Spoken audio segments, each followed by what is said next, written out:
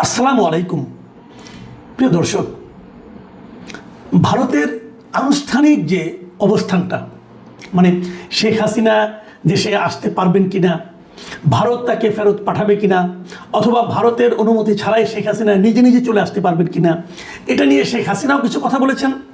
তার আওয়ামী লীগের বিভিন্ন নেতারা নানা ধরনের কথা বলেছেন। এদেশে থাকা যে সমস্ত রাজনৈতিক নেতৃবৃন্দ আছেন তারা তাদের মতো বক্তব্য দিয়েছেন এবং বাংলাদেশ সরকারও কিছু বলেছেন। কিন্তু আমরা অপেক্ষা করছিলাম যে ভারত সরকার কি বলে। ভারত সরকারের একটা আনুষ্ঠানিক অবস্থান অবশেষে জানা গেল। কি জানা গেল সেটা আমি বলছি একটু পরে। ভারত এই এক সপ্তাহে, গত কয়েকদিনে, গত 3-4 দিনে দুবার এটা নিয়ে মন্তব্য করেছেন। একবার মন্তব্য করেছেন জুলাই মাসের 14 তারিখে, মানে আজকে হলো জুলাই 17 তারিখে, 3 দিন আগে তারা একটা মন্তব্য করেছেন। এবং সেই মন্তব্যটা করেছেন ওনারা যে রয়টার্সকে দেওয়া শেখ হাসিনার যে ইন্টারভিউ, সেই ইন্টারভিউ প্রশ্নে ভারতের যে একটা সাপ্তাহিক সংবাদ সম্মেলন ছিল ওদের রাষ্ট্রীয় সরকারের, সেখানে ওদের যে মুখপাত্র আছে মিস্টার রণধীর জয়সওয়াল, এই জয়সওয়ালকে জিজ্ঞাসা করা হয়েছিল এই ব্যাপারে যে শেখ হাসিনার ইন্টারভিউ সম্পর্কে আপনাদের কি মন্তব্য। উনি তার জবাবে বলেছেন স্পষ্ট করে, আমি যদি কোট আনকোট আপনাদেরকে পড়ে শোনাই।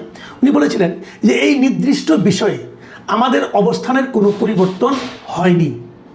যে কোনো প্রত্যর্পণের বিষয় মূলত একটি আইনি বিষয় এবং এই ক্ষেত্রটিতেও আইনি ও বিচারিক প্রক্রিয়া অনুযায়ী ব্যবস্থা নেওয়া হবে। কি বুঝলেন? আমি তেমন কিছু বুঝিনি, আমার ধারণা আপনারাও বুঝেননি। বুঝেন এই কারণে এটা হলো কূটনীতির ভাষা। কূটনীতিকরা এমনভাবে কথা বলেন যে কথার এদিকেও অর্থ হয় ওদিকেও অর্থ হয়। পরবর্তী সময়ে যখন তাকে জিজ্ঞাসা করে ভাই এটা আপনি কী বললেন, সে তার সুবিধা অনুযায়ী একটা ব্যাখ্যা দিয়ে দেয়। এটা কূটনীতিক ভাষা। এটা হওয়া উচিত অথবা এটা হতে পারে, আমরা আমাদের নীতি থেকে সরিয়ে নীতিটা কি তা কিন্তু বলে না, আমরা আমাদের নীতি থেকে সরিয়ে আইন ও বিচারিক প্রক্রিয়া অনুযায়ী ব্যবস্থা নেওয়া হবে। তা আইনি ব্যবস্থাটা কি, বিচারিক ব্যবস্থাটা কি, তা কেউ জানে না, কিন্তু সেটা আবার এক একবার সময় এক এক রকম ব্যাখ্যা হয়। আচ্ছা ঠিক আছে, এটা 14 তারিখের বক্তব্য। সর্বশেষ ওরা করে কি, ওদের যে আপনার পররাষ্ট্র মন্ত্রণালয় আছে প্রতি 2 সপ্তাহ পর পর পাক্ষিক একটা প্রেস ব্রিফিং করে রাষ্ট্রের পক্ষ থেকে, সরকারের পক্ষ থেকে। সেখানে বিভিন্ন ধরনের সাংবাদিকরা থাকে।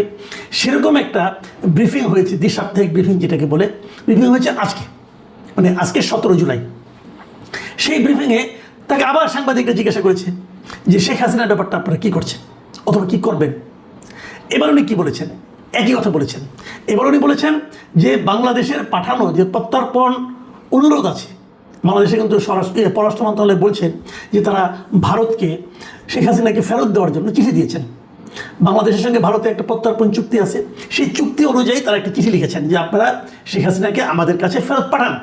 এবং সেই অনুরোধের ব্যাপারটা উনি বলেছেন যে বাংলাদেশের যে চিঠিটা তাদেরকে পাঠিয়েছে সেই অনুরোধের ব্যাপারে ভারত সংশ্লিষ্ট আইনি কাঠামো ও দ্বিপাক্ষিক প্রত্যর্পণ চুক্তির আইনি বাধ্যবাধকতা মাথায় রেখে পুঙ্খানুপুঙ্খভাবে পর্যালোচনা করা হচ্ছে। মানে তারা এখনও সেটা পর্যালোচনা করছে, পুঙ্খানুপুঙ্খভাবে পর্যালোচনা করছে। তার মানে কিছুই বুঝলাম না। তারা কি নিজেরা পাঠাবেন ধরে বেঁধে? তারা কি বাংলাদেশের অনুরোধকে অনার করবেন? অথবা তারা কি শেখ হাসিনার যে ইচ্ছা সেই ইচ্ছাকে সম্মান দেখে ওনাকে ছেড়ে দিবেন? কারণ প্রত্যর্পণ চুক্তিটা কখন হয় ভেবে দেখুন একবার। ধরেন আমাদের কোনো একজন ব্যক্তি ওদের এখানে গ্রেফতার হয়ে গেল, আমাদের কোনো একজন আসামি হতে পারে অথবা আমাদের কোনো অপরাধী হতে পারে, বেআইনিভাবে ওখানে প্রবেশ করেছে, তাকে ওনারা গ্রেপ্তার করলেন। সেই গ্রেপ্তারকৃত ব্যক্তির সঙ্গে আমাদের সরকারের যে চাহিদা অনুযায়ী এক ধরনের প্রত্যর্পণ, এটা হলো প্রত্যর্পণের ধারা। তো শেখ হাসিনা কি গ্রেপ্তার হয়েছেন? শেখ হাসিনা তো গ্রেপ্তার হননি।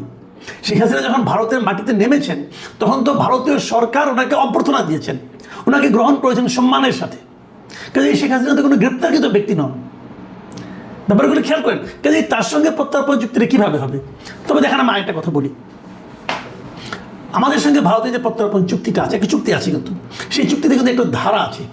ধারাটা হলো এরকম যে যদি যাদের কাছে ওই ব্যক্তি আটক আছে তারা যদি মনে করে যে এই ব্যক্তিকে ফেরত পাঠালে নিজ দেশে অথবা ওই দেশের সরকারের চাহিদা অনুযায়ী যদি ফেরত পাঠায় তাহলে উনি রাজনৈতিক প্রতিহিংসার শিকার হতে পারেন।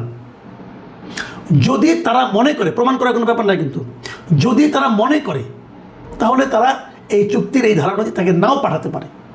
তার মানে ওনাকে বাংলাদেশ চেয়েছে, তার মানে তারা পাঠাতে বাধ্য, বিষয়টা কিন্তু সেরকম নয়, তারা নাও পাঠাতে পারে। আমরা যদি শুরুর থেকে খেয়াল করি, একদম শুরুর থেকে, যে ভারত শেখ হাসিনার ব্যাপারে এই যাবৎকালে কে কী প্রতিক্রিয়া দিয়েছে একটু আমাদের জেনে রাখা ভালো। 2024-এর 5ই অগাস্ট শেখ হাসিনা ভারতে গিয়েছিলেন। আবার মনে করুন, ওনাকে আমরা বলছি, অনেকে বলছে পালিয়ে গিয়েছিলেন, অনেকে বলছে পাঠিয়ে দেওয়া হয়েছিল। বাস্তবতাটা আরেকবার আমি আপনাদেরকে ক্লিয়ার করি। উনি নিজে হেঁটে গিয়েছেন, যে হেলিকপ্টারে উঠেছেন, ওনাকে কেউ চেংদোলা করে নিয়ে যায় না কিন্তু। তার মানে ওইটুক দেখে মনে হতে পারে উনি যাচ্ছেন স্বেচ্ছায়। তারপর হলো উনি কেন যাচ্ছেন এটা কিন্তু আমরা জানি না, ওনাকে কি বলা হয়েছিল তাও আমি জানি না।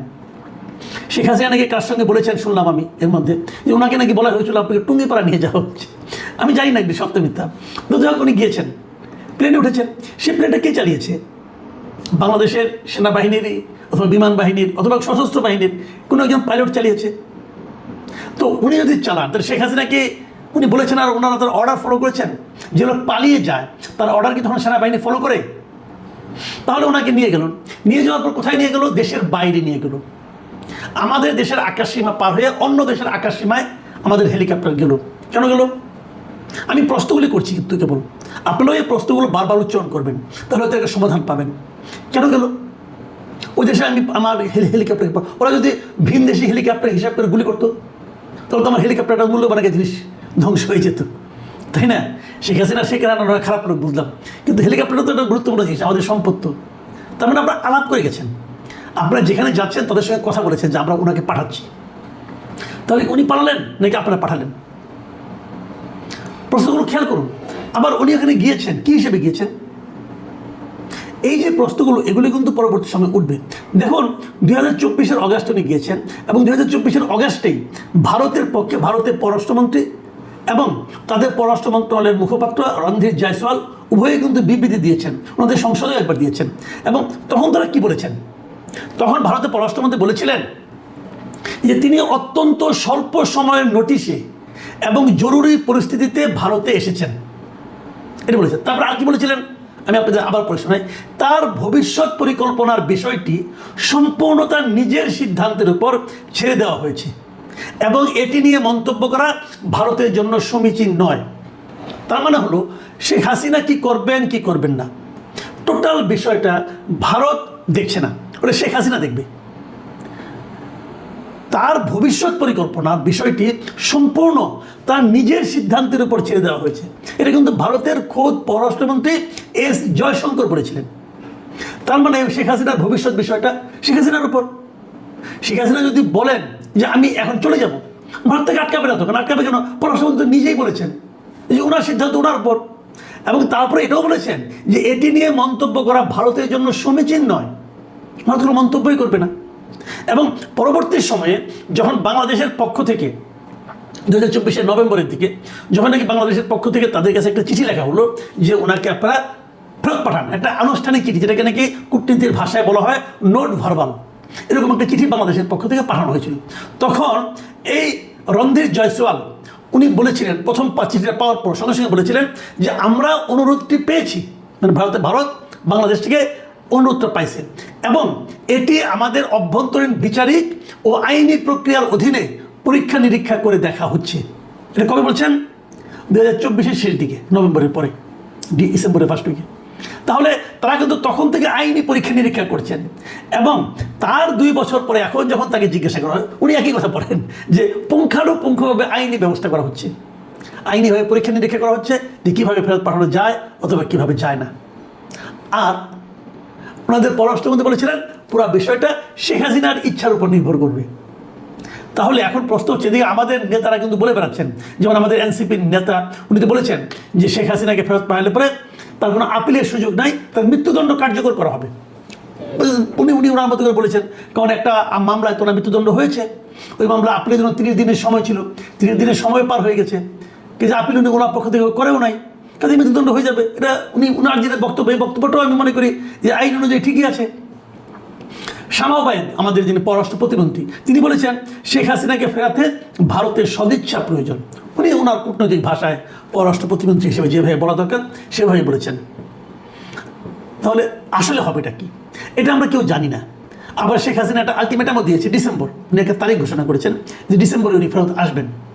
আসলে কি হবে, না আসলে কি হবে, ওনার আশাকে কেন্দ্র করে কার মধ্যে কি প্রতিক্রিয়া। এর মাঝখানে আরেকটা ভিডিও দেখলাম, সেখানে উনি একই কথা, ভিডিও ঠিক না অডিও রেকর্ড শুনলাম, সেখানে উনি একই কথা বলেছেন, দলের লোকজন নিয়ে উনি আসছেন। কি হবে আসলে ব্যাপারটা নিয়ে আমরা কেউ জানি না।